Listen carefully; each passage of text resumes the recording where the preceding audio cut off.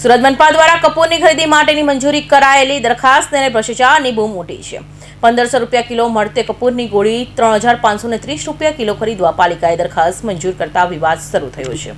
સુરત મનપા દ્વારા મંજૂર કરાયેલા કપૂરની દરખાસ્તમાં સુગંધ નહીં પણ ભ્રષ્ટાચારની દુર્ગંધ આવી રહી છે। સુરતમાં કપૂર વિક્રેતા પરથી સાચા ભાવની માહિતી સામે આવી છે। તેમાં સૌથી ઉચ્ચ ક્વોલિટી કપૂરની કિંમત 1500 રૂપિયા કિલો છે। જો કે મનપા દ્વારા કપૂરની 3530 રૂપિયા કિલો ખરીદીની દરખાસ્ત મંજૂર અપાઈ છે। કપૂરના વેપારીએ કહ્યું કે કોઈ સંજોગમાં 3530 કિલો કપૂર હોઈ શકે નહીં। એક હોલસેલ ભાવ જથ્થાબંધ ખરીદી કરવાની વાત હોય તો 1500 રૂપિયા કરતાં પણ ઓછો ભાવ મળી રહે છે, જેથી મનપા દ્વારા મંજૂર કરેલા કપૂરના દરખાસ્ત અને બજારના મળતા કપૂરના ભાવ વચ્ચે જમીન આસમાનનો ફરક જોવા મળ્યો છે। ત્યારે કપૂરની ખરીદીમાં મોટું કૌભાંડ થયું હોવાનો આક્ષેપ કોંગ્રેસના નેતા અસલમ સાયકલવાલા કર્યો છે અને જણાવ્યું હતું કે પ્રજાના પૈસાનો વેડફાટ કરી રહી તેનું કપૂર કૌભાંડ જીવતું ઉદાહરણ છે। શાસકોએ 5 વર્ષમાં માત્ર પ્રજાના પૈસાનો કૌભાંડ જ કર્યો છે।